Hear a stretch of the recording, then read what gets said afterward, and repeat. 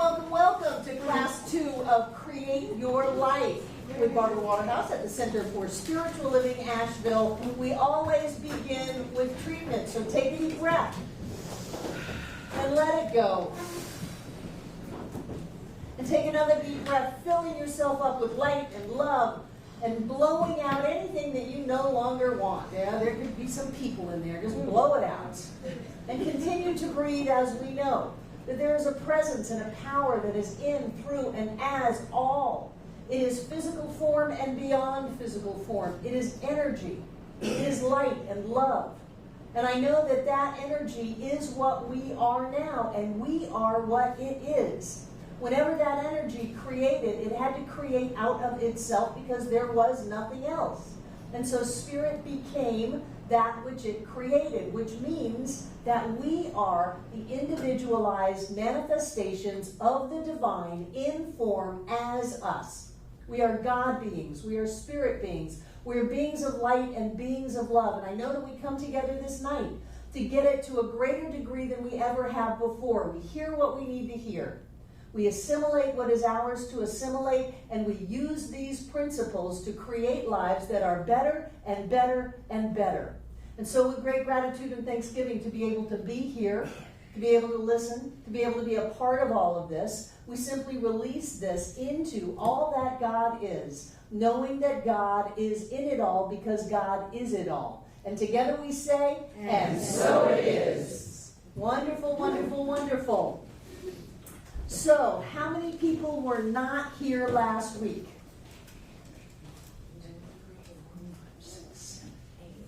Okay, for those of you who were not here last week, those of you who were here last week, what did you learn?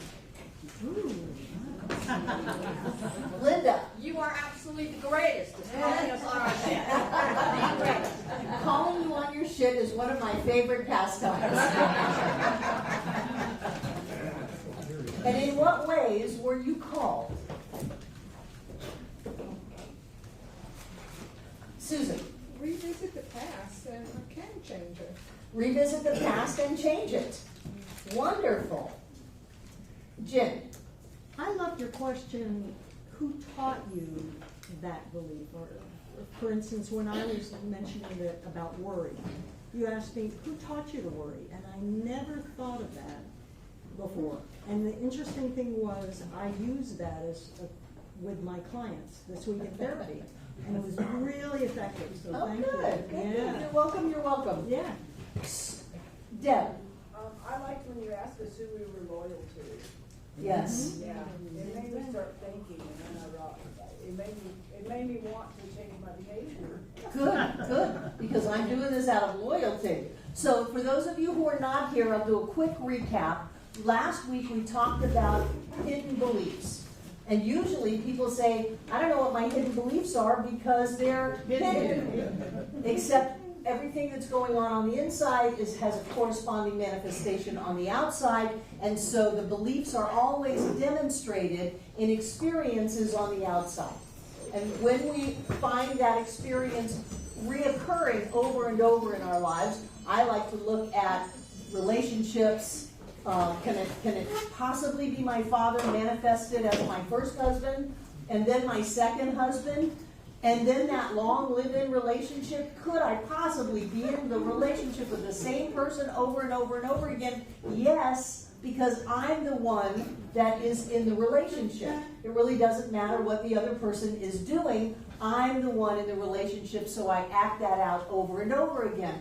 And especially when we find reoccurring patterns, we can look at that and say, there's something there. Because it's reoccurring. I'm doing this over and over and over again. So that gives us the clue that it's a hidden belief. And then we can look inside of ourselves. And one of the big themes last week that I thought was brilliant is that every time we are experiencing a belief that doesn't serve us, it's connected to someone in our past, usually from a very young formative age. And it is our love for that person that keeps us acting out over and over and over again. And when we can look at that without judgment, not, boy, am I screwed up. For that matter, I never think we're screwed up. I marvel at, with our history, how sane we all are, how high functioning we all are, how together we all are. So we don't want to jump into the judgment that says, I'm messed up, I'm neurotic, I'm doing this self-defeating habit over and over and over again. We don't want to do that. We want to look at that and say, what's up with that? And if everything is love, if there's only love, then the motivation for that experience comes from love. And usually that love is tacked onto someone. And what we found in class last week, that often it was tacked onto mother or father or stepfather or something like that. And that the motivation for that was loyalty and love.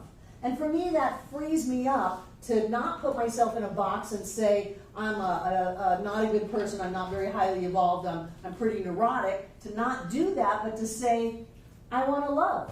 I've always wanted to love this person. I haven't been effective in it because I'm doing things like acting out their belief that I'm not good enough as my way of loving them.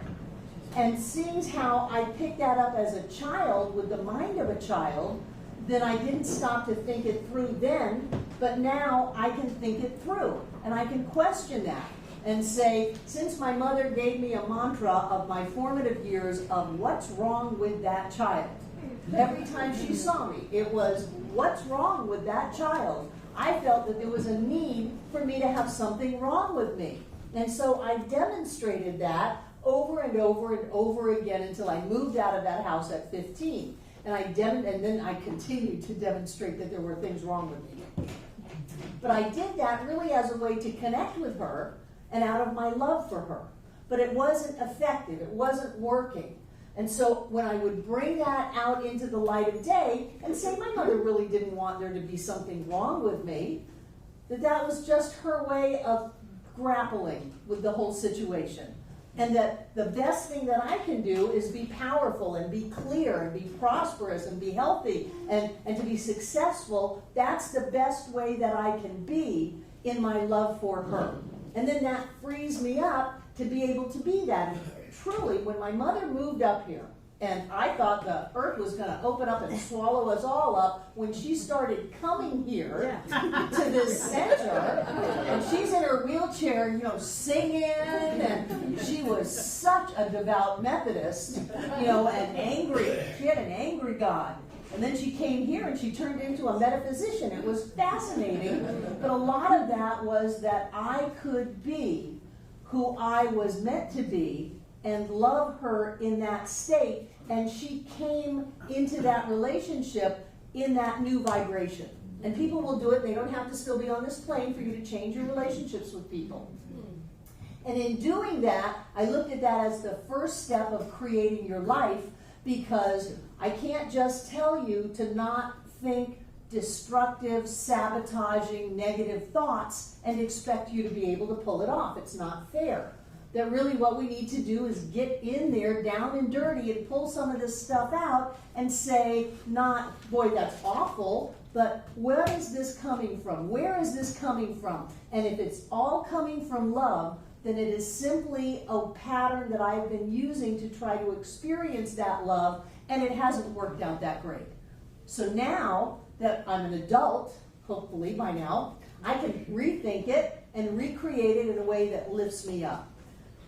Sometimes, for me, since I'm talking about me, sometimes I have used my my feminine nature to pull myself back and play small, to get safety and security and approval from the men around me.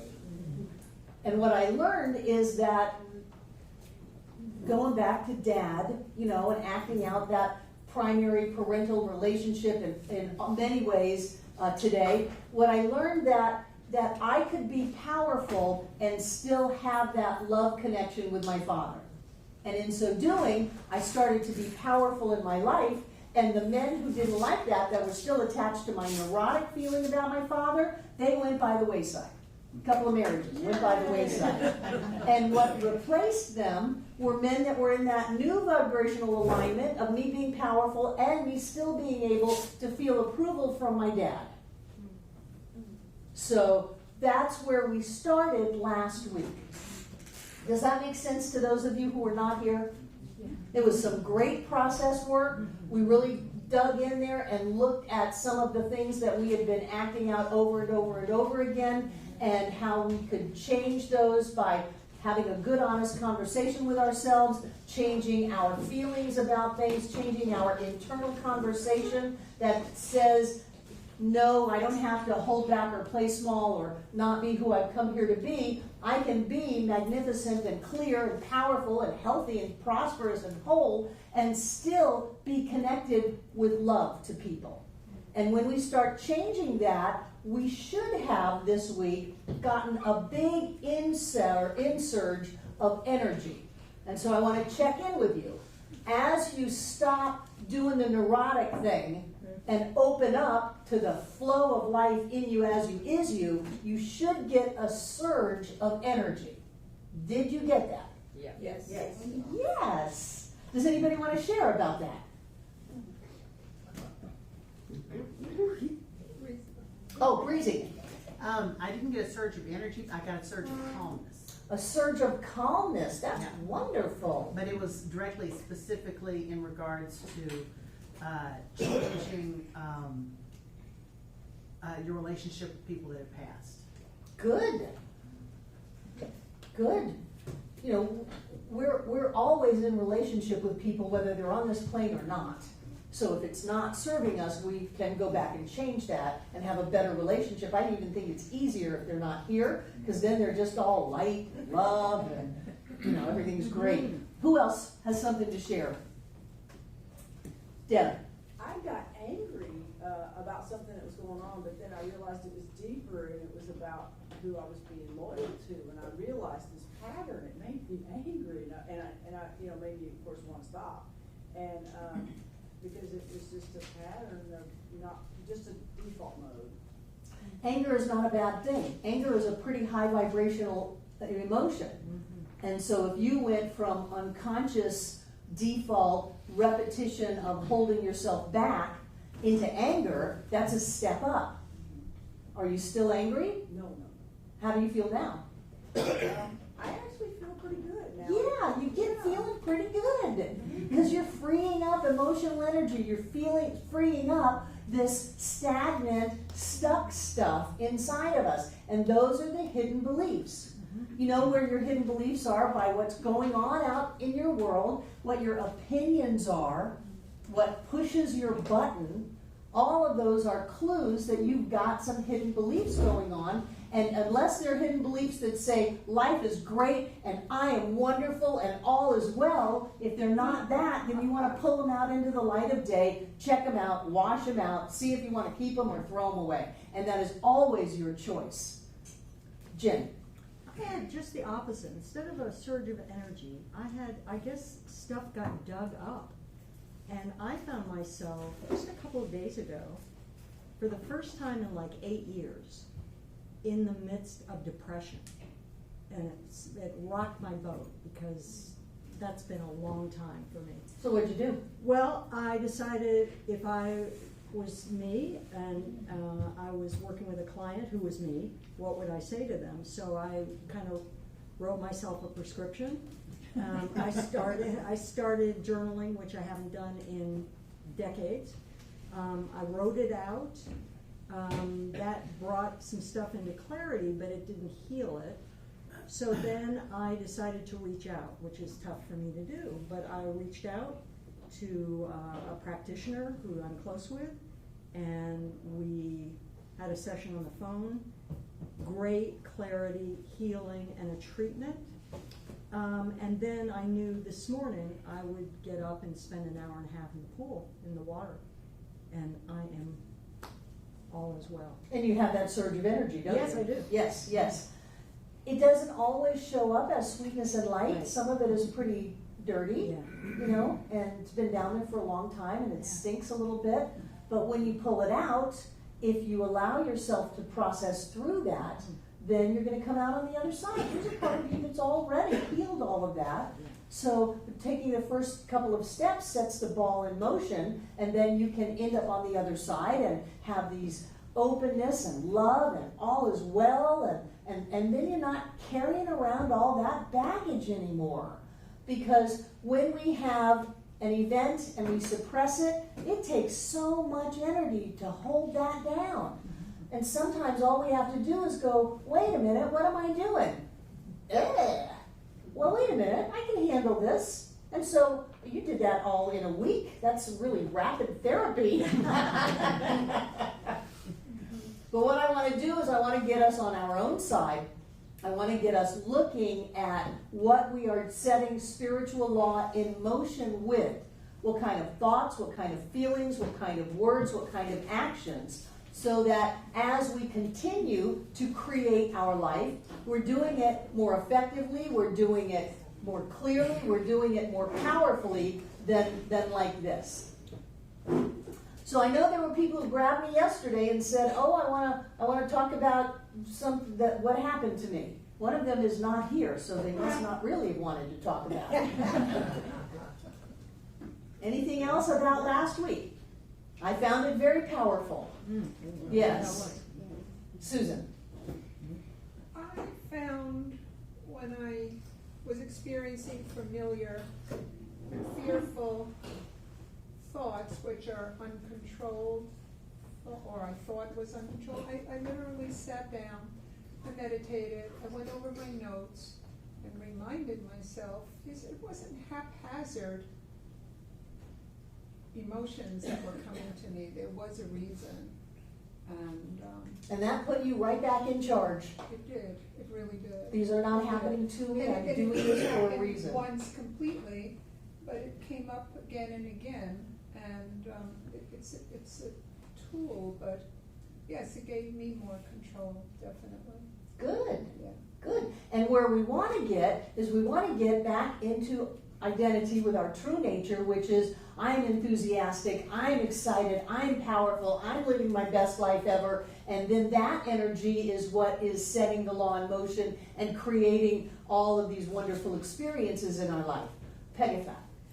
Well, I, on the way home last week, had some more ahas about beliefs that I wasn't aware that I was operating from, and then that involved my stepfather and also involved my ex-husband. And then, so it was really amazing to have those awarenesses. And then yesterday when you talked about Lissa, I had another awareness too, to where it doesn't really matter what happens with our physical bodies, because we're still infinite beings, we're still spirit, we're still going to come back and do this again because we love doing this, whether we know it or not, in this moment. And so I took myself off the hook. It was like letting go of all of these demands and thoughts of if you can't do this, then you're a failure. And I'm like, wait a minute, there's one of my heroes, and this is what's happening to her, and I don't see her as a failure. I just wonder. And when you said she was in a space of love and feeling it and everything, and I was like, okay, it's all love. No matter what it looks like, it's all love. And that was really, really huge for me. Thank you. And that's another pitfall that we have in this teaching, that if you don't have a miraculous, instantaneous manifestation or healing, there's something wrong with you.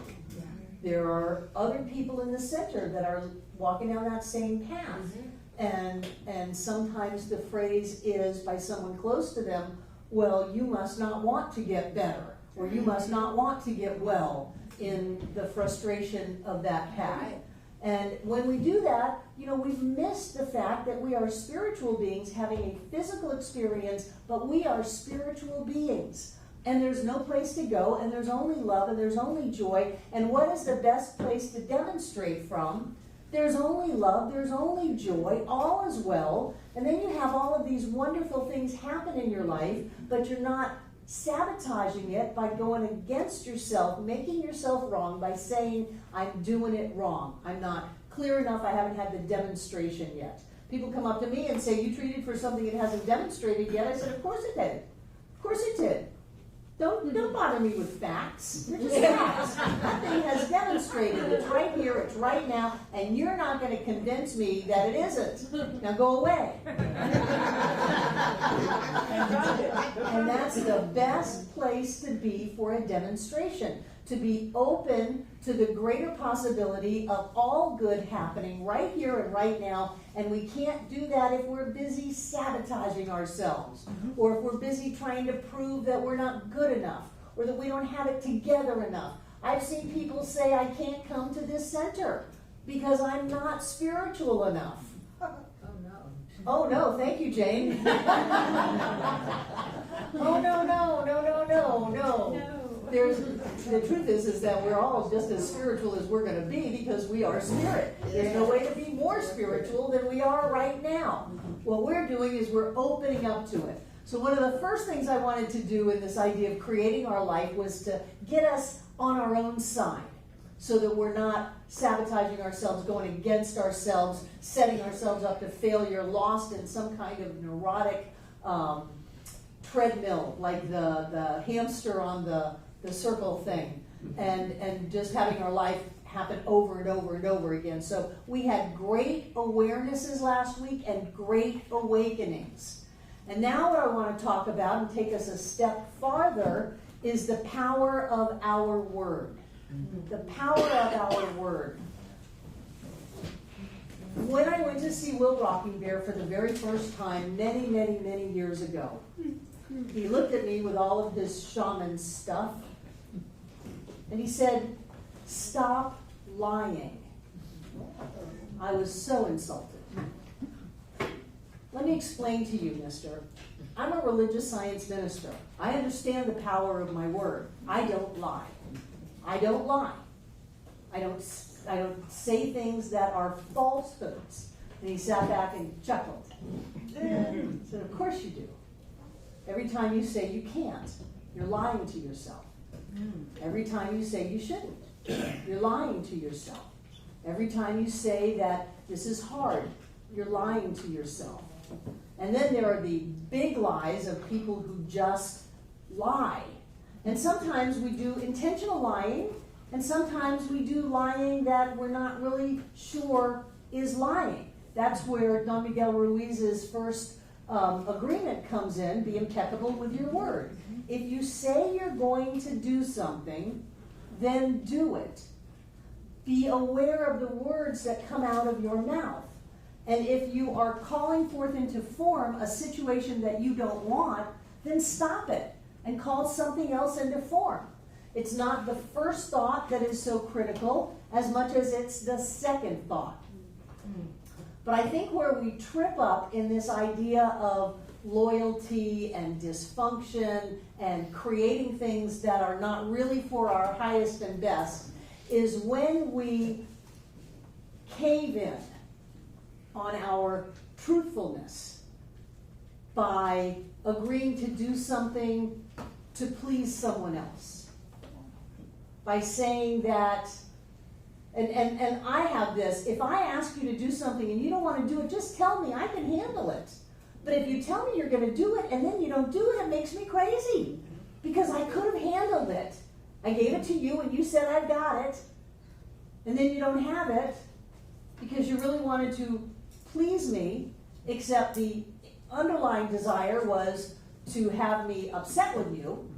So maybe we've gone with pleasing dad and having mom get mad, something like that. And then the outpicturing of that, the end demonstration, is that the person who said it is a failure. Well, I didn't do it. I'm annoyed. And that dysfunction is just acting out again. And that's a lie. To tell somebody that something's okay with you when it isn't is a lie. To tell yourself that something is okay with you when it isn't is a lie. And so one of the first premises that the first premise that Rocking Bear ever gave me, and one of the first premises of spiritual growth and being able to create your life the way you want it, is not to lie. Some people think that they should be manifesting something and they don't even want it. Pray for me for a new job. Well, do you want a job? No. God, I don't want a job. That's free for me for a new job. And then, well, why hasn't this demonstrated? Or why are you not happy when you get the job that I treated you for?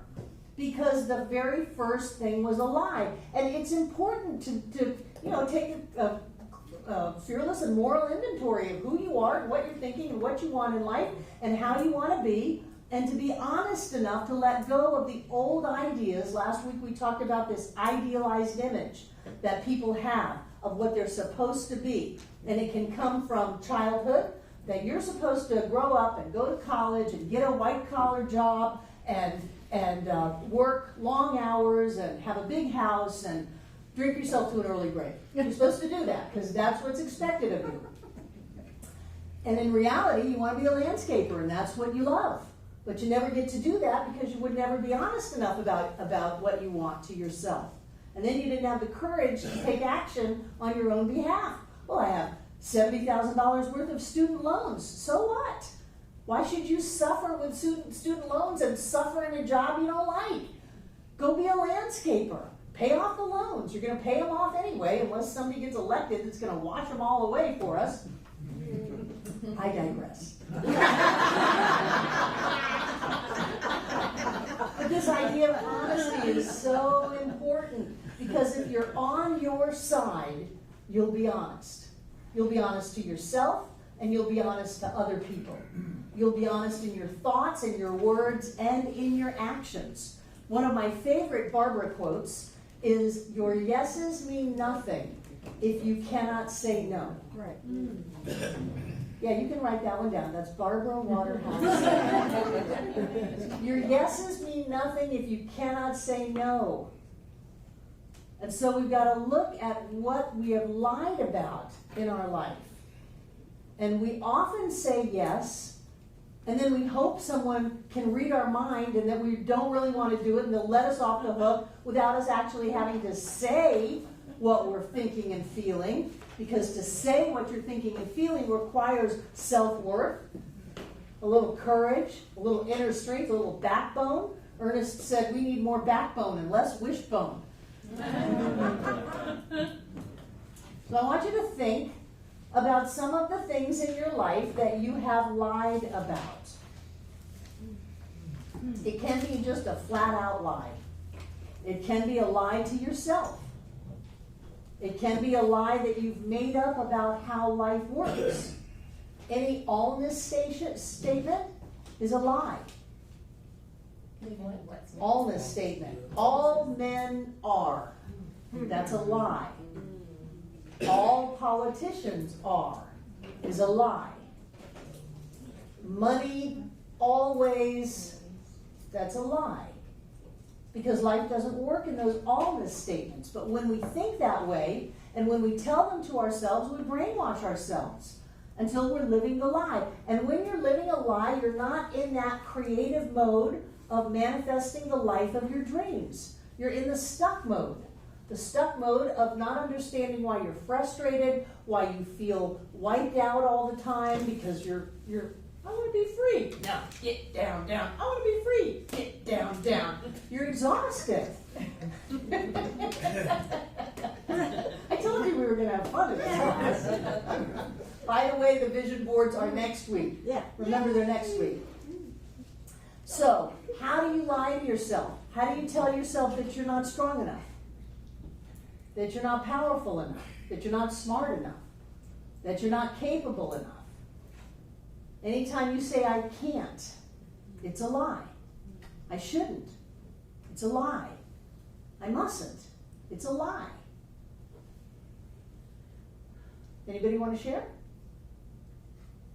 No! Yeah, come on, we can choose something to share. I have to. I have to. You don't have to do anything. But if Brian Byro gave me, I get to. I'm so excited about being able to. I want to. Yeah. Yeah, I'm so excited about being able to go feed the dog.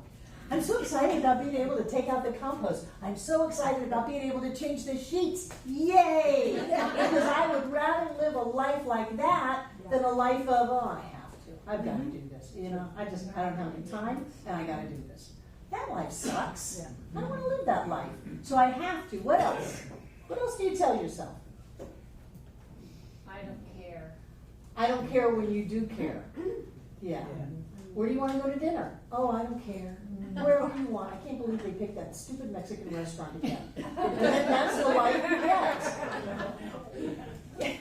Did I just pick that right out of your head? I did, didn't I? There's only one mind. What else? How many of you tell yourselves you're bad? Donnell does. Say I'm too much. I'm too much. Oh, I shouldn't have had that ice cream. That was bad. Too emotional. I'm too emotional. I don't have You should just be a cardboard fake person. Yeah. No, no. So really, what is the truth of that? The truth is that I'm a highly emotional person and I have feelings and I need to feel them and not have them, not suppress them. That it's good to be emotional. Say that. It's good to be emotional. Yeah. Boy, could you imagine John if we didn't let him cry? He'd be all bottled up and, you know, just... The man's got to cry often. Jane. Are you saying, therefore, that anytime you, like with myself, anytime I criticize myself, that's a lie? I mean, Yes. or if I get angry at myself because I screw up, that's a lie? It was a lie that you screwed up, and it was a lie that you got angry at yourself. Both things. Both things. You don't screw up. You are wonderful. So everything I do is perfect. Yes, yes. And any other thought is getting out of the oneness of spirit into the world of duality, of good and bad and right and wrong, and when you do that, you are lost. The only way to have the freedom of being able to just create at will is to be in complete alignment with the fact that you are God in form. And you lose that as soon as you think you screw up, as soon as you get mad at yourself, as soon as you think you've made a mistake, as soon as you think there's anything wrong with you, you've lost your power. You just lose it. There's nothing wrong with you. It's like one leaf on the oak tree saying, oh, I'm not as red as that other leaf. I must have just screwed up this year and I should just die.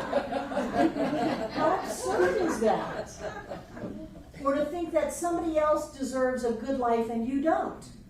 That's all about separation. And it makes anxiety. So maybe that's a different kind of separation anxiety. That's good. It's Troy. I think in my life, the greatest untruth or the greatest lie that I've come across is my history. And if I would let my history go unexamined and take it at face value as it's been all my life, there's no way out of this mess unless you go into it, you open it up, and you re-examine all of the assumptions and all of the agreements and things that you felt were true, and as you break them down, go through them, and now you're not 8 years old anymore. I'm 68 years old. I'm looking at things from a whole different perspective, and I'm seeing my father, I'm seeing my mother, I'm seeing my history, and now I'm in a position where I can sit down in my leisure and rewrite, and rewrite my life history to something that fits, feels better, is more comfortable, and most of all seems truer to my heart. Good, good. Will you clap that week?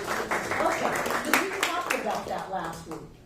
We talked about the way that I could look at the little child in me that would go into 7-Elevens and steal as pretty ingenuitive, pretty ingenious, or just a bad seed. The church I went to knew that I was bad. that I was a bad person, and that there was a dark mark on my soul, and that God really didn't like me. They knew when I came in the building, watch out, that Barbara Floyd is here, you know, she's bad. So I could look at that and the agreements and the assumptions that we pick up as a child, or I could look at it from today going, what a clean, a courageous little child. What a courageous little being to go in there. And as I got older and did more wild things, I could look at that as demanding freedom, demanding to be free and to be my own master of my fate, or I could look at it that I was just really bad. And so when we can look at that and look at the good things in us, and if we were to go back at any point in our life with the tools that we had at that moment, you can't go back with all your tools today, but go back to that moment, you would do exactly the same thing. You would do exactly the same thing that you did. So we can't go, well, now I know better, I'm going to make myself wrong. We've got to be on our own side. And when we do that, we can find our way through any mess. And again, I'm never concerned about how screwed up we are. It's a miracle that we're here. It's a miracle that we are highly functioning, looking for a better life, embracing our power and our clarity and our love, and showing up at Center for Spiritual Living Asheville. I'm in awe of what we have gone through and how we still are standing.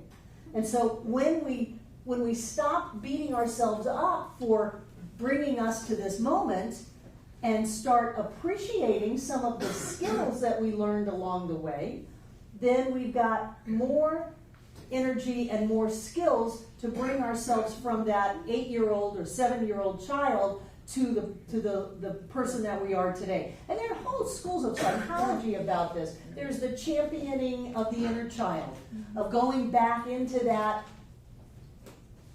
psychodrama, subpersonalities, sections of us energetically, and rescuing that part of us that is still lost. To be able to do that means that first we have to be on our own side. Instead of leaving parts of us, in dungeons and in dark holes and things like that, we've got to be on our own side and be willing to go and embrace and love that part of us. Yeah. So I elected a long time ago to love the parts of me that other people thought were bad, and to appreciate those in my life. And it was my sister that taught me how to change my past, how to rewrite my story. And Margaret and I, when I guess we were both living in Florida, but when we would see each other, it was often on the front porch of our old family home. And we spent many an hour there waiting for my father to come home and let us in, because my mother was inside with the door locked. She just put us outside and locked the door, and when your father gets home from work tonight, you can come back in.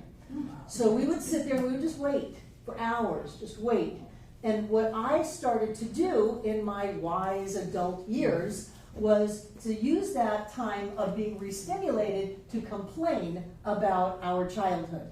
Do you remember how many days we sat here, how we peed in the bushes and drank out of the hose and stole food from 7-Eleven and the neighbors' yards trying to survive? Do you remember we had one pair of rubber thongs for the whole summer? Do you remember? And one time we got together and she looked at me and said, "I don't know what you're talking about." She said, "I had a wonderful childhood." And my first response was to get angry and say, "No, you didn't. I was there." And then I realized the genius in it. And she has always talked about her childhood for all of those decades as a wonderful childhood, because she chose to see it as wonderful. And so we can go back and change the past. Quantum physics says it's a puzzle, how we can so easily change the future by turning down one road instead of another, that mathematically we can equally easy go back and change the past. We just haven't quite figured out how to do it. Sherry? So are you saying that she looked back and changed the details, or she kept the details the same and said it was wonderful? No, she ended up having this wonderful grandmother and puppies, and she had this great childhood, and she left the other childhood behind. And she also, in doing that, psychologically, she went back and got that child, that inner child that was stuck in the bad childhood, reliving it over and over and over. Every time she'd see her sister, she's forced to relive all of this trauma, and she brought that into a different reality, which was wonderful. And had a grandmother, and had lots of food, and everything was wonderful. And she stuck with it, and saw the genius in it, and changed her life and her future, because she wasn't still dragging the trauma of the old childhood with her. But to do that, you have to be on your own side. You can't be putting yourself down. You can't be making yourself wrong about every little thing. Every time we say, boy, that was stupid, that's a lie. It wasn't stupid. You're the genius of the universe. Manifest in form as you. Do you know what it takes to keep your heart beating right now? You are so smart.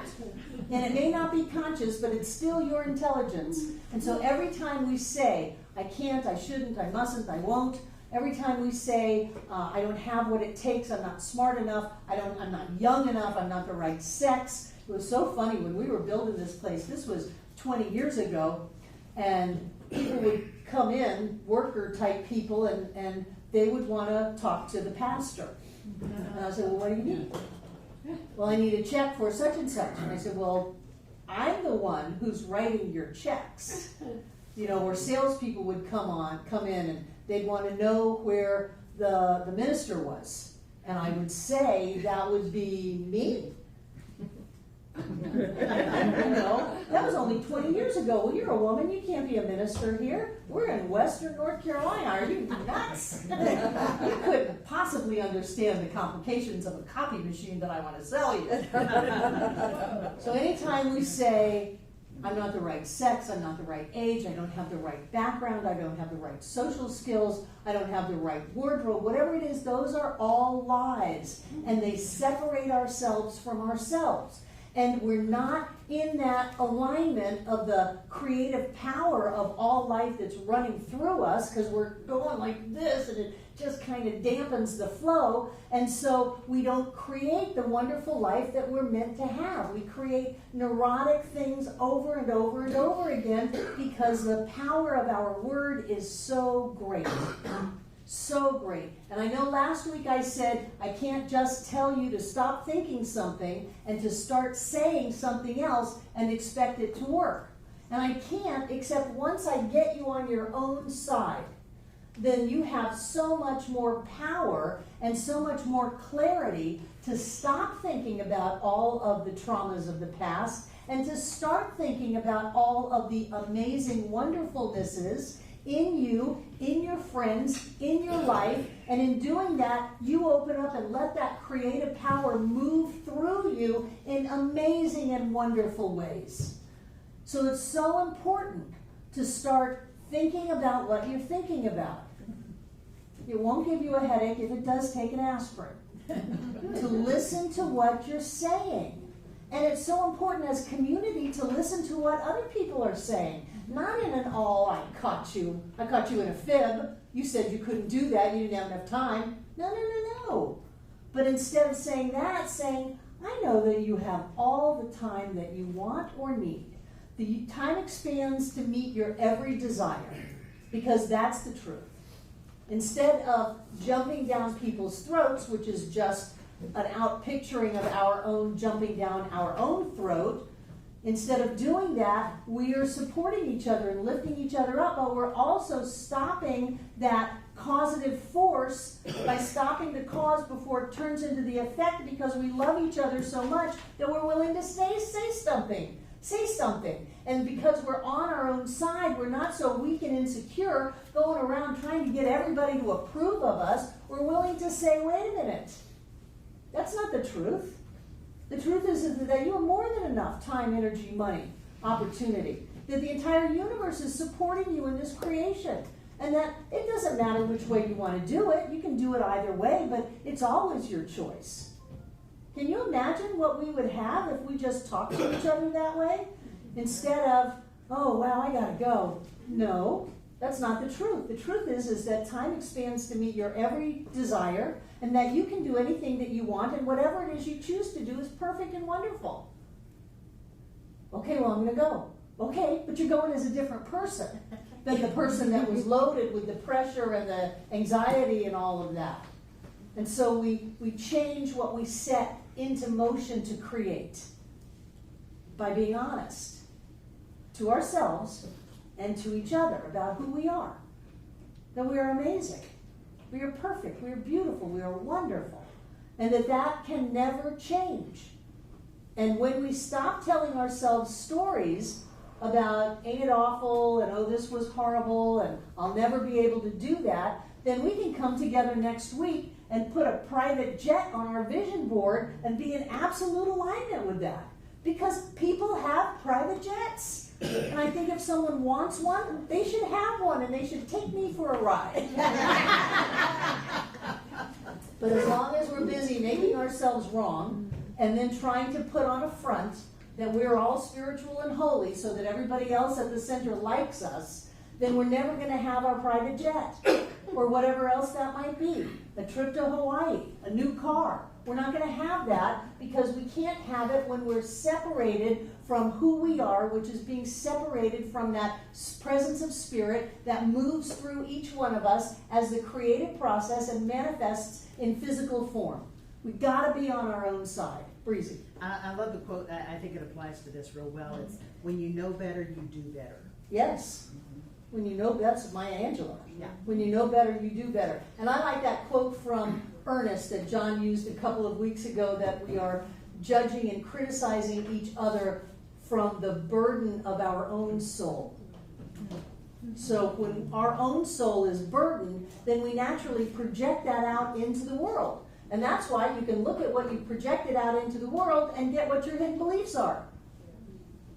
You know, if I create the same marriage over and over and over again, it's not them, it's me. I did that. And that's my hidden belief. So when I see that, I can heal my own soul. And how do you heal your soul? Did you have your hand up, Gwen? No. How do you heal your soul? Love it. You love it. How do you love your soul? Love yourself. You love yourself. How do you love yourself? Give yourself. By not telling any lies. By not telling any lies and by forgiving yourself. Yes. Yes. So many people think they have skeletons in the closet, and let me just clue you in, there's only one mind. Think about it. You think you have secrets? There's only one mind. At some level, everybody knows everything about you. You can't hide anything. And the only reason you're trying to hide it is that you think there's something wrong with it. You think there's something wrong with it because you moved into judgment about yourself. So forgive yourself. Because if you went right back into that moment with the tools that you had, you'd do it all over again. You'd do it all over again, and it got you here. So nobody ever hurts anybody. Just take a breath on that one.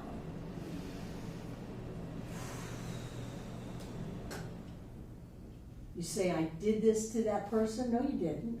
They drew it right out of you. And you drew it right out of them. Yeah, that's a pondering one, isn't it? Mm-hmm. Nobody ever hurts anybody. Nobody can ever take anything that is yours. And you cannot keep anything that's not yours. Life is a vibration.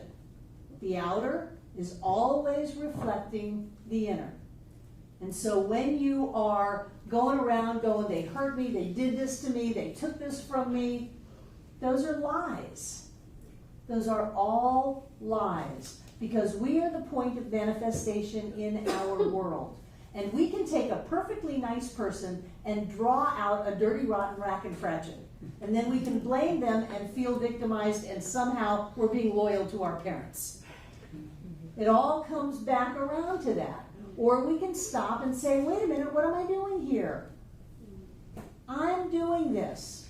I'm at the point of creation in my life, and I choose to create a happy past. This didn't happen. If this wasn't a vibrational match for me, I'm glad it's gone. I'm glad they're gone. So that I can move into something better in my life. There's this thing called spiritual evolution, where we're constantly growing and expanding. And so as we grow and expand, we're going to leave the old behind. You know, if one person goes into therapy in a relationship and the other one doesn't, there's a 90% chance that that couple will split up. 90%. So if you have outgrown a job, a car, a house, a person, thank you, a person, then better to let them go and know that you've got everything that you need to continue to create a better and better life. And don't try to hold on to someone that doesn't want you. That's, you know, if you don't want to be around me, don't let the door hit you in the butt on the way out. Just go, because there are better people in the world, and obviously my vibration is bringing them in right now. So don't hold on to something that doesn't want you. Don't hold on to people or experiences that put you down. That's a lie, and that comes from the idea that this is the best I can get. This is the best I can get. You're welcome. You're welcome. So what we want to do is we want to be on our own side. We want to embrace all of the aspects of us, the crazy ones, the old ones, the ones that the world said screwed up. You know, we have people in our center that spent time in prison. So what? Bankruptcies. Hey, it's just a part of being in business. We have people who have gone through multiple relationships. We have people who have given up their children. I used to have a student that actually shot her husband and stood trial for it in the Buncombe County Courthouse. And they acquitted her. Had it coming. Exactly. He was going to kill her. And she picked up the gun and shot him dead. And they let her off scot-free. But she had a lot of guilt about that I helped her with. I helped her with that. Because going back into that same moment, she would have done it all over again. So you can't make yourself wrong for doing what you did. We did what we did. So take a deep breath. You did the only thing you could do. If you could have done anything different, you would have. And since you didn't, you couldn't. And I'll say that again. You did the only thing you could do. If you could have done anything different, you would have. And since you didn't, you couldn't.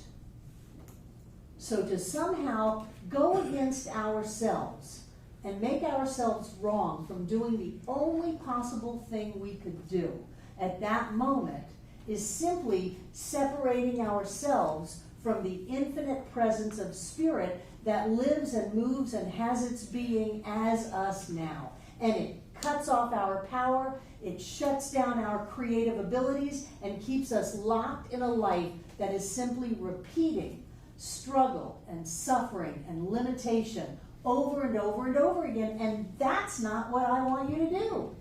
That's not why you're here at Center for Spiritual Living Asheville. You're here because you get to have a better life. But the better life has to come through you. It's not going to come to you no matter what the law of attraction says. It's got to come through you. And to do that, you have to open up, which means you've got to stop fighting yourself, putting yourself down, making yourself wrong. You've got to stop lying. So I want you to be mindful this coming week of all of the different ways that you lie. And don't put yourself down. Wow, that was clever. Wow, that was subtle. That was a really subtle lie. Whoa, you've been practicing that one for a long time. And just look at how you do that, because it's not helping. You know, Marianne Williamson said it so eloquently, to pretend that you're small, to play small is not helping the universe. And She didn't say it like that at all, but that was her intention. Playing small is not helping anybody, including you. And if you want to be able to manifest, to heal, to change the world, then you've got to be running on all of your spiritual cylinders. You've got to be connected. You've got to be open. You've got to be clear. And to do that, you realize that everything comes from love, that you've always done everything from a desire to experience more love. You've got to realize where you're going astray by lying, by presenting a false front to the world. And you've got to have the courage to change that. But I promise you, it's easier to be happy than miserable. It's easier to be rich than poor. It's easier to be healthy than sick. It's easier to be successful than feel like you're a failure. So even though it might take a little courage to get it going, you're going to have that rush of energy. You're going to have that lifting up, that opening up of consciousness, that you're going to look around and go, why did I wait so long to love me? Why did I wait so long to approve of me? Why did I wait so long to be me? Because only when you are you can you command all of the power of life into manifesting whatever it is you want. Let's take a break. So we've had some questions about next week's vision boards. You're going to bring supplies next week. It's a vision board. So you're going to bring a board. Doesn't have to be plywood. I find those cumbersome.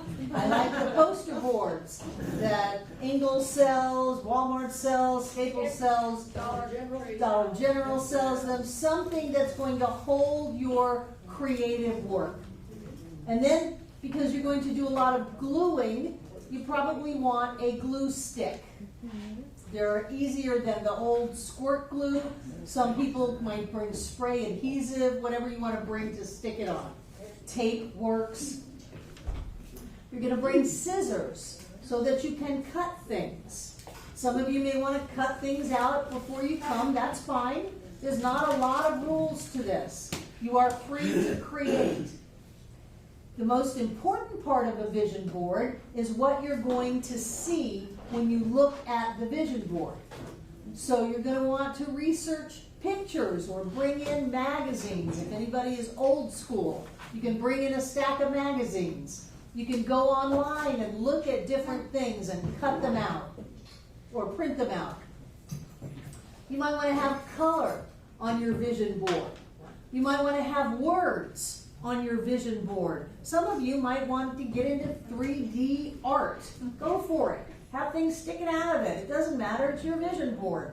But what you're going to do is put that somewhere where you see it a lot. Not where you've got to go pull it out of a file or pull it out of a closet and look at it. You're going to want to wake up and see it. You're going to want it imprinted in your subjective mind, your subconscious mind. You look at that over and over and over and over and over again. And what it does is it puts these ideas into you, which then sets spiritual law in motion and demonstrates the outpicturing of the vision boards. They're really a lot of fun, and they're very effective. They don't take a lot of work, which I like. You make it and you stick it somewhere where you see it all the time, and then before you know it, you're in that situation that you had on your vision board. Some people are not going to be here next week. So can you make a vision board without coming to class? Of course you can. And everybody watching online, you can make a vision board. If you want to bring your vision boards the week that you come back to class, great. We'll be happy to look at your vision board and tell you how amazing you are, how wonderful it is. Next week, we'll probably be showing our vision boards in whatever level of completion they are to each other. It's going to be messy. It's going to be fun. And just come prepared to be wild and crazy in your creations. And there's no right or wrong here. If you decide you don't want what's on your vision board anymore, take it off. If you want something else on it, Put it on top of something. You can do whatever you want on your vision board. Has anybody ever done a vision board and had it manifest? What's manifesting? Paloma. Your granddaughter. Wonderful, you created a baby. It's a miracle. Who else? Bass dulcimer. You got that dulcimer. Mhm. Yes, yes. Who else? Gardens. Gardens. You have beautiful gardens in your home. Quan. $1,200. Yay, $1,200. Yeah. Elizabeth, I created the room. you created what? I created a room out of a garage and I drew it like it came out. Wonderful, wonderful. Who else? Lynn, A cabin. you did. You created a cabin. Who else? Deb, a house. Yes. Who else? Larry had his hand. A grandson. You and Susan. Wow. I visualized him come across that shape so many times. And there he And my was. daughter said, I'm never going to have any children. Yeah, I good for got you. one from him. Good for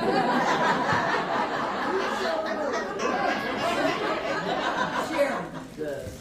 When the minivans first came out, I had those posted all over the place. And that's, I went shopping for a vehicle later, didn't even think about that.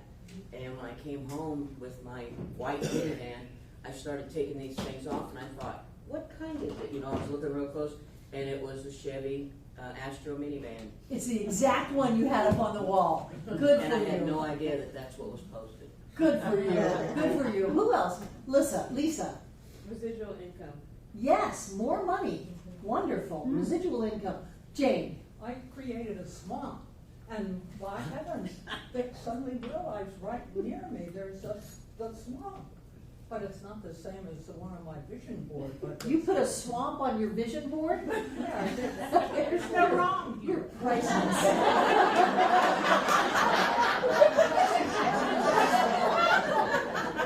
And then you had one in your neighborhood. They put it in for you. Well, yeah, all of us, yeah, it was, I walked through it all the time, and then I suddenly realized, oh my heavens, this is very much like what I did on the vision board.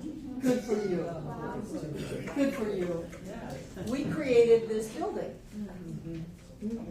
This next building. We created that. This property came on sale after 9 o'clock on a Tuesday night. I was going home after my practitioner class, so I know what day it was. And I got a call on my phone answering machine. This is how old that is. And it was a member that was a realtor, and all they said was, it's on the market. And I knew exactly what they meant, because that is the only property in Asheville that does us any good. And our property line used to stop right past that front door. We built all the way to the edge of the property. And then that property was owned by someone else. So we got on the line, did everything, got the contract ready. Don't quibble about the price. That is the only piece of property that can help us. And delivered a contract by 9 o'clock the next morning. They rejected it because it had financing contingencies in it. And they said, no, we're not going to wait for your financing. The truth was they didn't want to sell to us. And they told us that they didn't like our religion, which was the big problem for them after that point. But we ended up calling one of our members and said, it's 9:30, the property's on the market, they've rejected the offer, we need $185,000 cash right now. And they said, okay. And they got in their car and came over and wrote out a check for $185,000 and gave it to the realtor, so they had a cash offer on the table. And then they tried to say, we don't want to sell it to you because we don't like your religion. And I said, wow, you actually said that out loud. Do you know that that's a hate crime? So they sold us the property.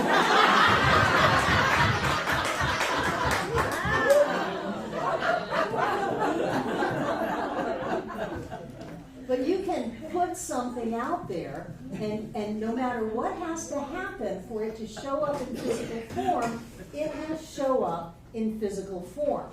The thing is to be clear about what we're putting out there. Yeah, There were more than one person that loaned you money. Remember, you put it out at the church that. no, that was to build. Oh, to build. That was build. That was one of the many times we ran out of money to build. Okay, I was thinking it was the same thing. No, A different thing. no, we didn't have time to wait for a Sunday. Okay. Yeah. Like you were saying about being careful, you know, about what you put out there. When I first learned about vision boards and the lady was telling about it, she had, she wanted a beautiful office, and so she had the vision board all fixed up, and she said, then when it finally happened, I mean, she loved her office, but then also she had a big dog that came into her life, about the size of your dog, and she, had no thoughts about a dog, but she thought. Mm-hmm. But on the front of that vision board, pictures in front of the desk was a great big rug, and on that rug was a great big dog. So be careful what's in your pictures. Right, pictures come in all forms. That's why we do get very careful about what we bring into our experience. In our home, over the kitchen sink, is a sign that says something wonderful is happening. Because if I'm going to wash dishes, I want something wonderful to happen. And the way to do that is we don't even think about it anymore, but every time we walk in there, it's being imprinted on our subjective. And so we want to look at the different ways that we are imprinting the cause that we're going to experience the effect on. That's why it's so important not to lie. That's why it's so important not to criticize. That's why it's so important not to be judgmental. Because what you judge in other people, you're going to get. What you bless and praise in other people, you're going to get. We are so powerful. And one of the ways that we get to really get to know our power is to create. And so as we are creating in this class, and we watch things demonstrate, we're going to go, wow, I did that. It seems so silly. You go to class with scissors and glue, what are we in kindergarten? And put stuff on a piece of paper and look at it for a few weeks, and then all of a sudden I've got a new car, I've got a trip somewhere, I've got new furniture, whatever it is. I've got a new person in my life. We get the power of the creative process within us. One of the ways that we get the awareness of what we want to have in our lives, we're using a visual input from the vision boards. Another way is what we listen to. I'm very careful about whether or not I'm going to listen to popular music. Because most popular music is a bummer. Country western. If you play it backwards, you get your dog back, your truck back, your girl back. Because when you play it forward, you lose all of that. John went through a phase of wanting to listen to one of the Sirius XM radio stations called The Bridge. And he liked it because he knew the words to the songs. And I said, it's lovely that you know the words to the songs, but have you listened to the words that you're singing? Yeah. When you listen to that, when you listen to things on television, whether they are news reports, and remember, if it bleeds, it leads, and if it's not bleeding, you're not going to hear about it, so you're not going to hear about anything that's not a catastrophe. If you're watching television shows or scary movies or things like that, you're bringing that into your consciousness. And I'm not saying you should go be a monk somewhere, but think about what you're going to watch. Think about what you're going to listen to. Think about what you're going to expose yourself to, because whatever you're exposing yourself to, you are setting in spiritual law to manifest in your life. That's why we get so picky about who our friends are. That's why we have such low tolerance for negative people in our lives. And it's not that we're snobs, it's just that we don't want to hear it. So when we're looking at our lives, understand that our subconscious mind, our subjective mind, is picking up on everything. The color in this room is chosen to have a certain impact on you. The colored vases in the sanctuary are chosen. The color scheme in the sanctuary is all chosen to impact you.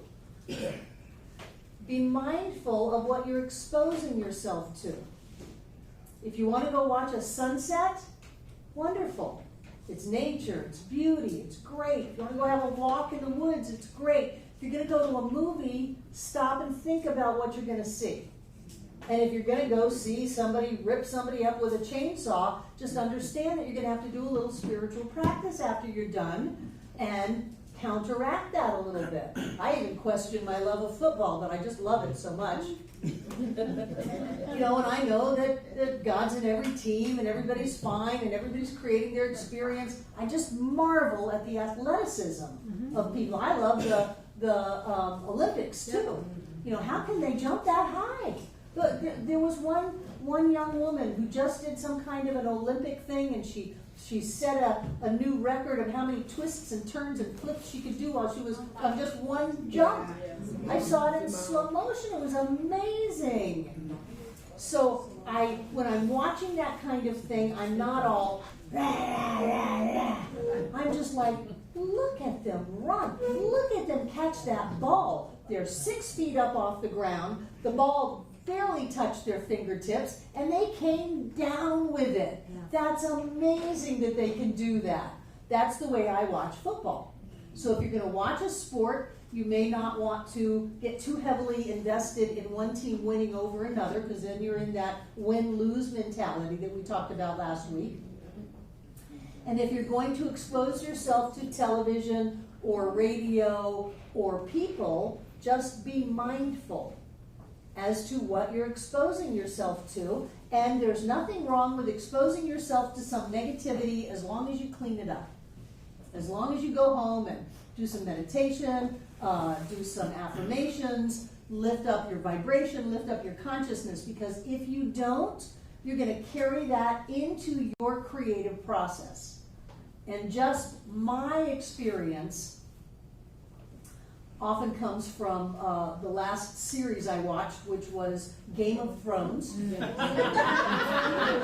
how I realized that I would have nightmares after watching Game of Thrones of fire-breathing dragons ripping me apart limb from limb, and that I couldn't take that into bed with me, that I had to change it. And it wasn't that hard, because I rarely watch TV at their scheduled hour anyway. It's just too late.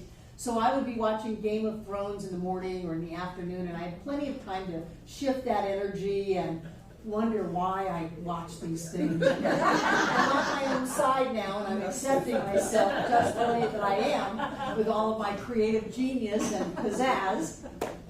But I'm careful about what I do before I go to bed. And I just throw that out. Your life is your life. It's your business. But what you're taking into bed with you, they say your unconscious works on all night long. So I keep the book, this thing called You, by my bedside on my nightstand, and I like to read a little bit of that before I drift off to sleep, which is Ernest's writing of what an amazing spiritual being you are, how wonderful you are, how beautiful you are, how the entire universe comes together in concert and harmony to support you, how you are precious to all of life, how the entire world wouldn't be the same if you weren't there. You are necessary for the fulfillment of the presence of spirit. And then go to sleep on that. And let that work. Take a peek at your vision board before you go to sleep and let that work in your subconscious. The other thing that it's important to be aware of are the words that are coming out of your mouth. They are highly effective tools to create what you want in your life. And although last week I told you that I wasn't going to give you an affirmation to say 1,000 times because it wasn't going to work if you were busy being against yourself, now that we're all coming into alignment with being for ourselves, we can embrace the idea of consciously creating statements that we want to say to create our life.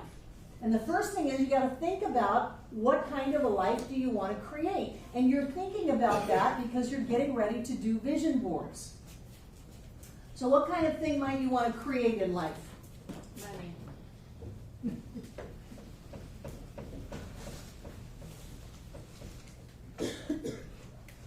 Money. House. Big house. House. Health. Harmony. That's enough. That's enough. Harmony. So, in my discussion of affirmations, and I'm going to move over here, my camera guy. They're going to be personal,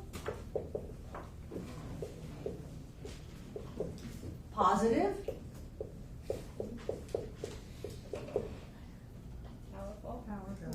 yeah, powerful's down here. Yeah, present, precise, present. That's my 5 P's. So we're going to create short sentences that we can say over and over and over again and tell us about this life that we're creating. We're going to say, my body is vibrantly healthy. I'm filled with energy. I love waking up in the morning. I'm going to create little precise sentences that I can grab and just fill my mind up with. The same way that I'm going to look at the vision board a number of times during the day. I'm going to tell myself things and fill my consciousness up with ideas that are going to manifest in my life. So the first thing that we do, it's personal. This is for you. It's I. It's positive, so we're not going to have any kind of a no in it. It's all going to be positive. The present is now. Precise is short. And powerful is going to be your power words.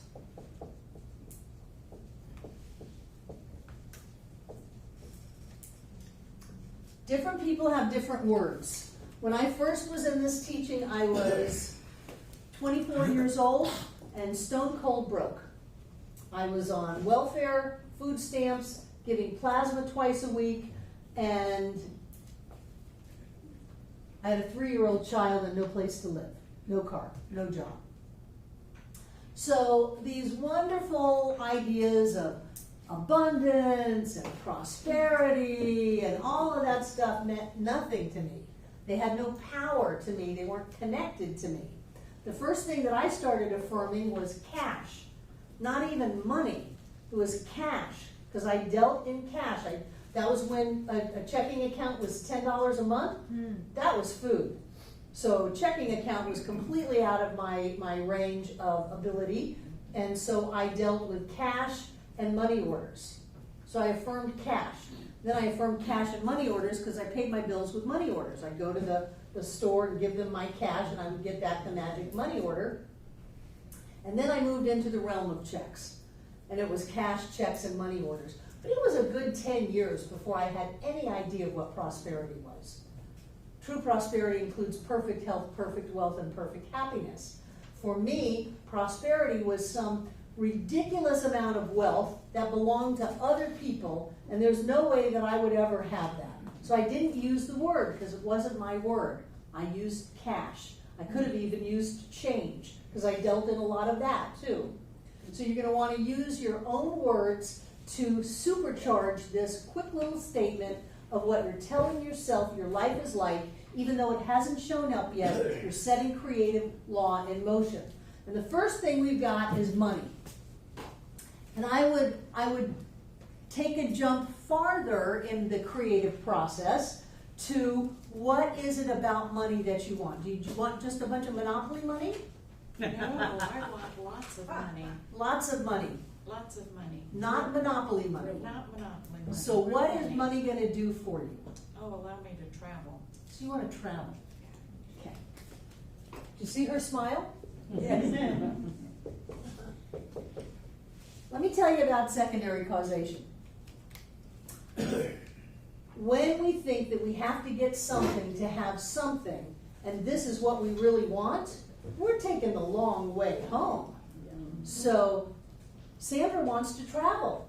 I think if one of you were to say, I'm going to give you tickets to a trip to Egypt or wherever, I think she would take that and go travel. Gratefully. And she wouldn't need to have the money show up first. So let's not waste our creative time on creating the money because we think the money is the key to travel. You can get the money and have a hole in your roof, and all of a sudden the money is gone and you didn't get to travel. Or you can get money and travel because the money is part of the demonstration to travel, but it's really traveling what you want. Traveling lifts you up. Traveling excites you. So, what is an affirmation for this? I travel whenever I want. Well, whatever I want is not present. No. I travel now, right now. I travel now. Travel is her power word. It's short, it's precise. You can grammatically spruce it up a little bit. I, Sandra, am traveling right now. I travel the world. I travel with ease and grace. I travel on ships. I travel on planes. I stay in wonderful hotels or resorts or bread and breakfasts. B&Bs. And that was one thing that Alyssa did so well. She traveled the world, and she loved it. So I'm traveling right now. Not I'm gonna travel, not I wish I could travel, but I'm traveling. I am a traveler. Not a tourist. I'm a traveler. There's a difference. I travel the world. And you just start telling yourself that. I'm a traveler. Every time you get in the car, I'm a traveler. I'm a traveler. Watch the Travel Channel on TV, and press that into you and have that part of life open up to you. And when you become that vibrational match, when you accept that in consciousness, when you know it, you'll be traveling. And all of a sudden people will say, oh, somebody dropped out of this trip to Mexico with Michelle. And it's all people, and they don't want their money back. You want to go? Yes. Yes. Because you have set spiritual law in motion and you have created your life, and you don't have to have what you want to be contingent upon the rules that you think society or life has placed upon you. Right. Those rules don't matter. We walk on fire. We bend spoons. Wasn't that fun? Yeah. Bend the spoon. Those rules don't matter. What matters is embracing inside of you as a reality, as a now experience, what you want to have in your life. And when you have it on the inside, it shows up on the outside. It is so much fun. What's the next one? Who wants a house? Who said house? Linda, what is it about a house? I want a tiny house. I really want my privacy. You want mine?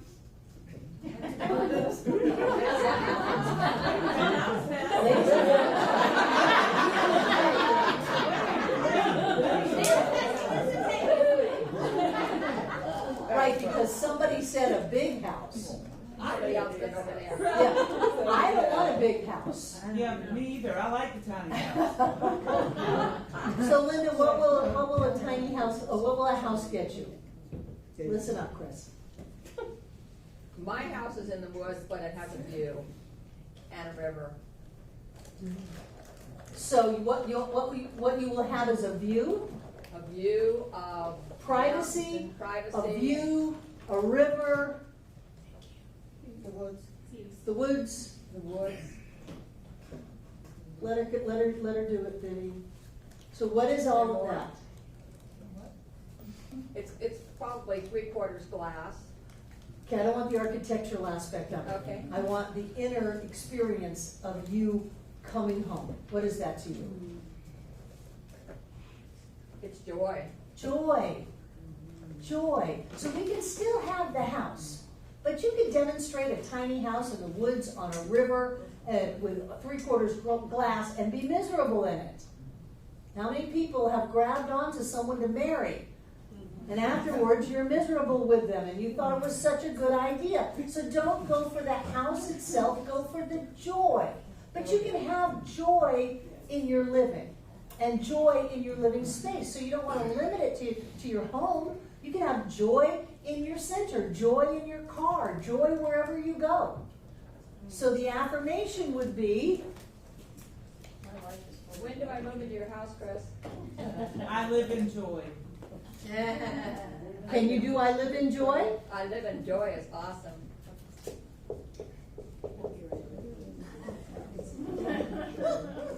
Now, it's okay to have a house on your vision board, but when you're telling yourself these things, don't give yourself too many steps to go through. You just want to be in joy, and that joy will manifest in every area of your life. It has to. Whatever's on the inside has to manifest on the outside. It'll manifest as your body, your work, whatever you do. You do something with a van, I know. It will be, but right now I'm working on my taxes. So that joy will manifest in every area of your life, including a home. Okay. D. So for me, the live in joy is, it doesn't matter what the structure is. It's As long the as it's got a peace. lake. Yeah, you know. Or that I'm in it with Chris. Yeah, as long as it's got Chris. Right, she Yeah. was willing to like give away the house, I didn't know if I came with it. But it is more about being enjoyed in whatever the space is. Yes. Yeah. Yes. And it doesn't matter the architecture or the location or the size. It's the joy that you have in the space that you're in. Yes. Yes. So you can manifest bigger space if you have joy in whatever space you're in? It's easier to manifest something else if you're in your joy where you are. If you're going around going, oh, this is awful, then your next manifestation is going to be awful. And Chris, if you want to demonstrate a bigger house, I absolutely support you in that. Great. I need bigger closets for her shopping trip.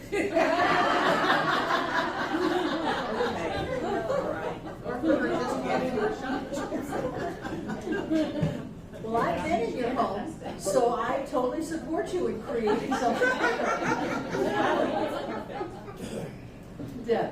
Well, right after we're married, I moved into our new house. A friend of ours got us one of those little yard flags, and it says, "Home is wherever I'm with you." Yeah. And I love it. And so, and then it said, "Established that we really got together." Right. And then we put that in our yard, because really, that's really what it's about. Right. Yeah. Right.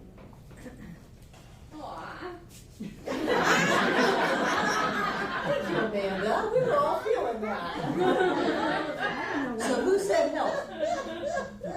Larry.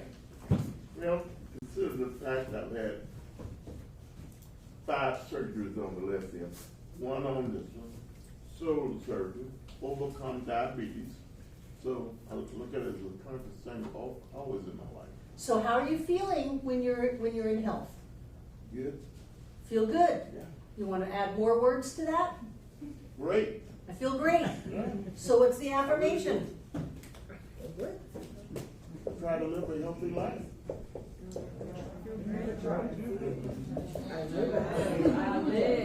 We're not trying. We're not babies.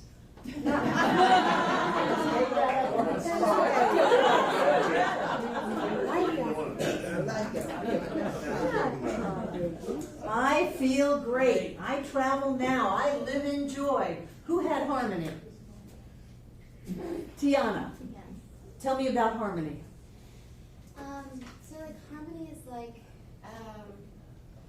everything is working out for me, or that I'm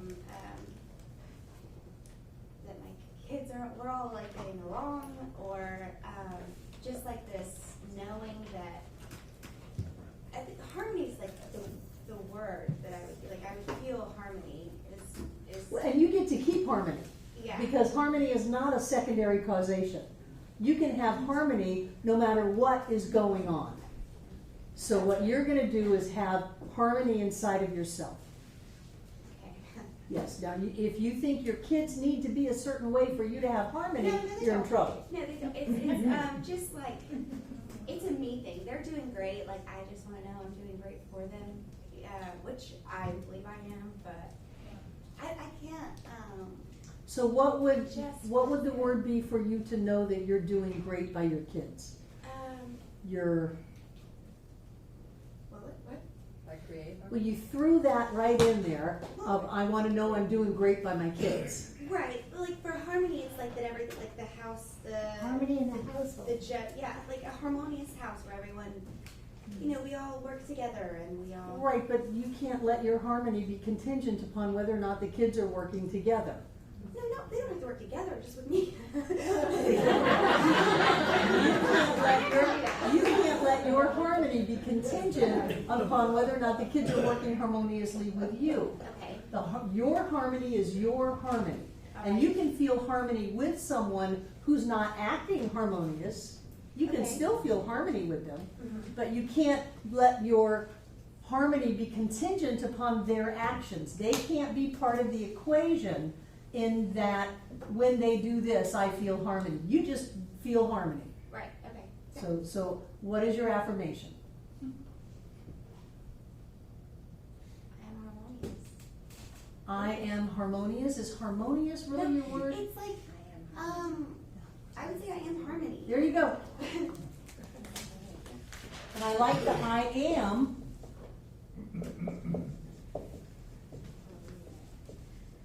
Rather than I feel.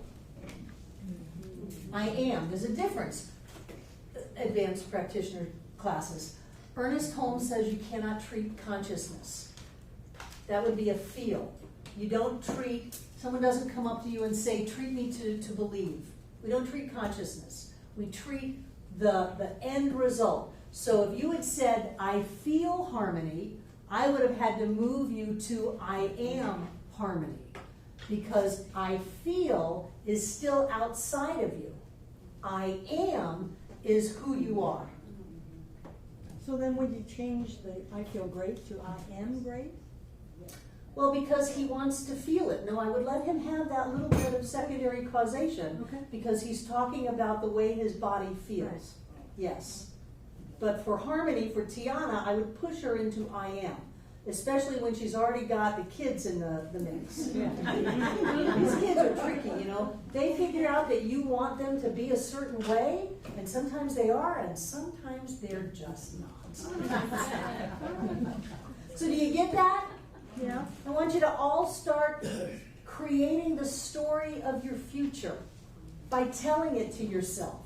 And you don't have to say one affirmation over and over and over again. You can say, I feel great, my hips feel wonderful, I am so strong, I am so flexible.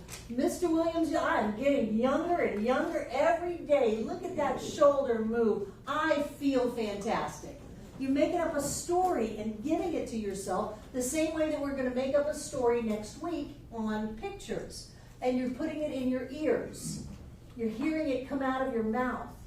It affects so many different levels of us. And then once you keep telling yourself this story, the same way that we told ourselves other stories about the past that didn't serve us, we're telling ourselves new stories about our life. And our life comes into alignment with those stories. I feel wonderful. I am wonderful. Gosh darn it, people like me. Oh, that was Saturday Night Live. Yeah, that was Saturday Night Live. So, any other questions? Catherine. Yes. So, what I think what I'm hearing is that, because what if so you should find something, like the thing that you want to really focus on, because I tend to be like, oh, but that I like that, and then I would like that. You can affirm different things all day. Can it be travel and house and health and Oh yeah. So you're a don't have to multifaceted woman. Okay, all right. And you can change them. And do some affirming on this and do some affirming on that. And know that hurricanes go where their perfect and right place is, and it's not at my beach. Actually, the knowing is that my experience is always wonderful, no matter what. My experience is always wonderful, and then they tell me the hurricane turned, and I go, fantastic. Jane. Should we bring the magazines Sure, bring some magazines. Yeah, to cut up and to share. And to share. Yeah, yeah. Oh, it's gonna be crazy. It's gonna be loud and noisy and fun. Yes, yes. What we're doing is we're bringing forth into our lives the creation that we want. That's how we create our lives. We start off by dealing with the parts of us that have sabotaged, that have an idea that we don't deserve to have the life of our dreams. We do some quick healing work on that and continue it for the rest of our lives. And then we start looking at how we can bring into form these wonderful things: health, joy, happiness, prosperity, travel, friends, all kinds of things, grandchildren. We can, houses, I mean, we can create anything we want to create. All we need to do is open up to that acceptance of it. Abraham would call it to be in a vibrational alignment with that which you want to have in your life. The law of attraction would say you are attracting to you this thing. And I'm saying all we're doing is opening up to that experience inside of us of spirit in joy, as blessed, as love, and all is well. And then we zero it in on some pictures and some words and watch it show up. It's really wonderful and fun, and you can do that forever. Whether it's a parking space, or whether it's the love of your life, or whatever. Judy. I have a question about the money one and the secondary causation, because when I think about that for myself, what I really want money to do is to the people I can help with it, the ways that I can direct it to do good. So you're doing good now. You're helping people now. And if that requires money showing up in your life, it will. Okay. But Sandra wanted to travel. So we went with travel. Yours may be different. I'm an entrepreneur. I help people. I give, before Mark Elliott, who left, came to the center yesterday morning, he helped pack up 100,000 meals. No, he packed up half of that. So he packed up 50,000 meals before he came to the center. And then the next group came and packed up 50,000 meals. So it doesn't take any money to do that. But if you're saying, I want money to do this, and you're resisting this because of neurotic patterns, then you're not going to have the money. If you just go ahead and do that, and money's a part of it, money's going to show up. Does that make sense? Good, good. Come next week, bring all your stuff, and tonight take out what you're going to give.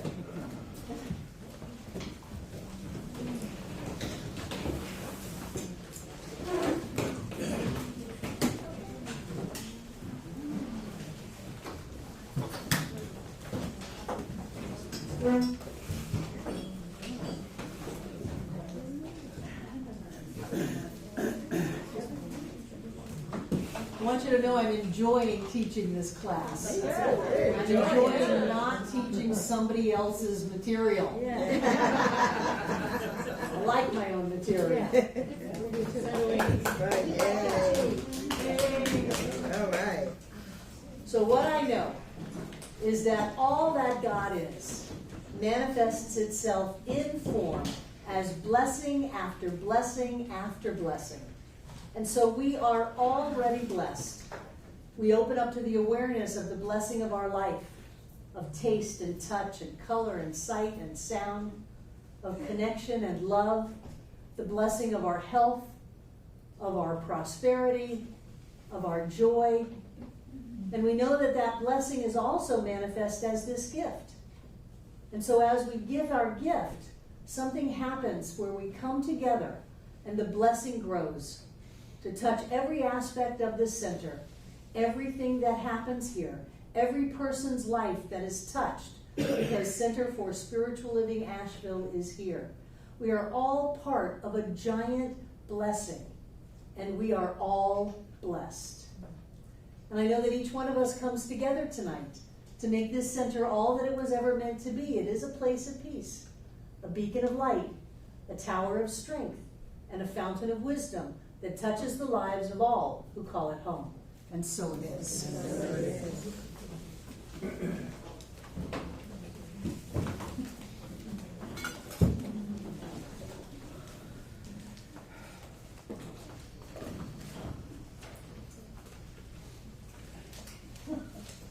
money in the air. I can see it. I can smell it. I can feel it.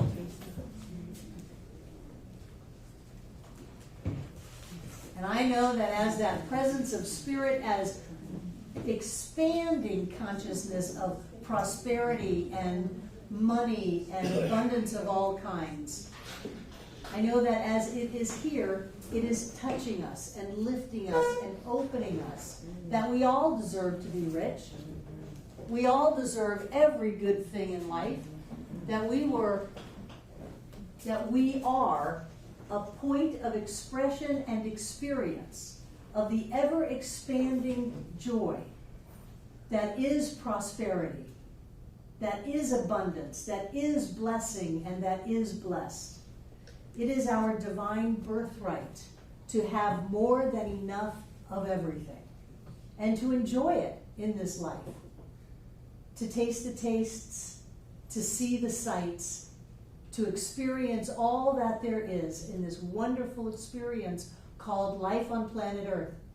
And I know that everything in these baskets is blessed, that each one of us is blessed by giving. And as we give, we receive. And so right here and right now, that presence of spirit touches and blesses and heals each one of us. Heals each one of us here today, each one that has ever been here, and each one yet to come. And so it is. I love you guys. I'll see you Sunday. It's going to be wonderful. Hi, I'm Barbara Waterhouse. And I'm John Waterhouse. Thank you for watching this message today. Through our website, cslasheville.org, we have over 1,000 messages, classes, and new thought books, all to download at no charge to anyone. Producing this incredibly valuable collection of ideas is really making a difference in the world. It's changing lives everywhere. Please go to our website, cslasheville.org, and click the Donate button.